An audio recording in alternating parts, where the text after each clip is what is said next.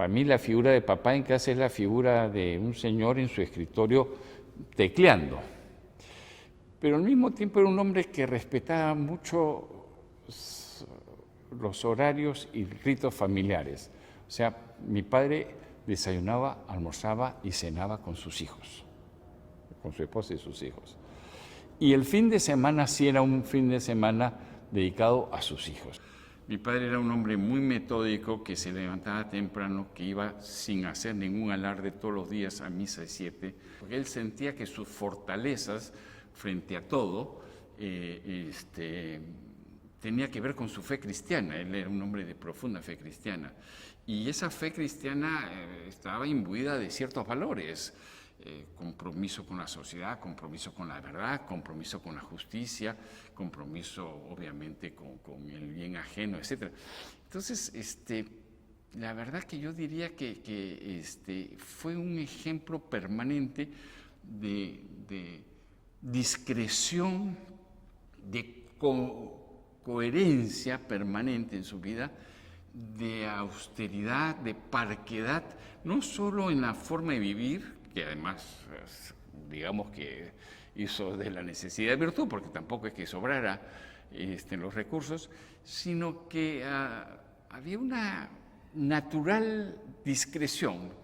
Mi padre, por ejemplo, era de las personas que no juzgaba a la gente. Él decía que juzgaba en la corte. En la calle no tenía por qué juzgar a nadie lo que hiciera. Pero sobre todo un sentido de que él tenía una responsabilidad frente a Dios, que Dios lo iba a juzgar a él. Era nieto de un juez, él mismo. Tiene que ver con la formación de los jesuitas. Creo que lo marcaron mucho en el sentido de que hay una responsabilidad frente a la sociedad, hay un compromiso de la sociedad, de aquellos que han recibido más, de entregar a la sociedad. Y lo que tuvo muy claro mi padre siempre es que lo suyo iba a ser o la vida universitaria, si es que San Marcos no se cierra el año 30, probablemente hubiera seguido en San Marcos y hubiera hecho historia en San Marcos, que era su secreta pasión, o el Poder Judicial, donde él se sentía muy a gusto administrando justicia. Poco antes del atentado, un periodista le pregunta, ¿y usted no tiene miedo a morir, a que lo atenten contra usted y lo maten, etcétera? Y dice, no, yo estoy en paz con mi conciencia, cumplí con mi deber, eduqué bien a 6 hijos y no tengo bienes de los cuales hacer tristes despedidas. Entonces, se sentía en paz con Dios y se sentía en paz con el tipo de vida que había hecho, creyendo que lo hacía, ¿no?, en función de un destino,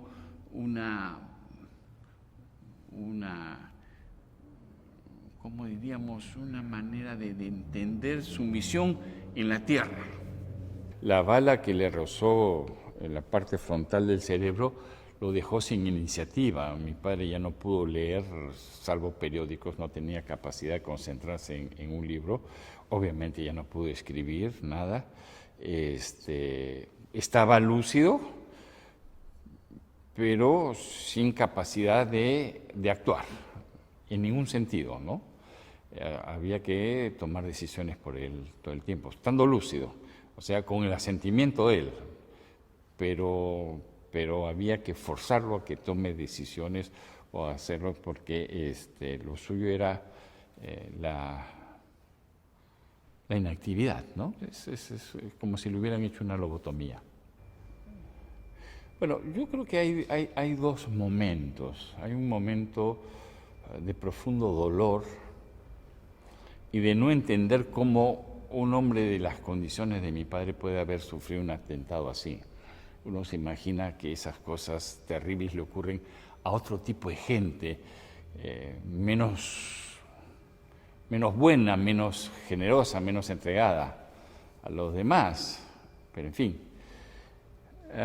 Pero hay un segundo momento que lo que voy a decir va a parecer un poco contradictorio, pero aquí hay una belleza, que es que este padre y esposo, que había sido muy generoso con su mujer, muy presente en la vida de los hijos, los hijos y su mujer tienen la oportunidad de, en cierta manera, devolverle lo que les dio durante tantos años. Y hay algo de justicia poética hermosa de esta tragedia.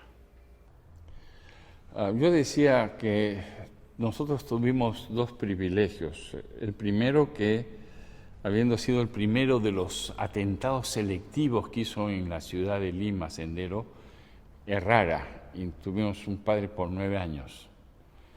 Lo segundo es que tanto el Estado como la sociedad reconocieron, apoyaron.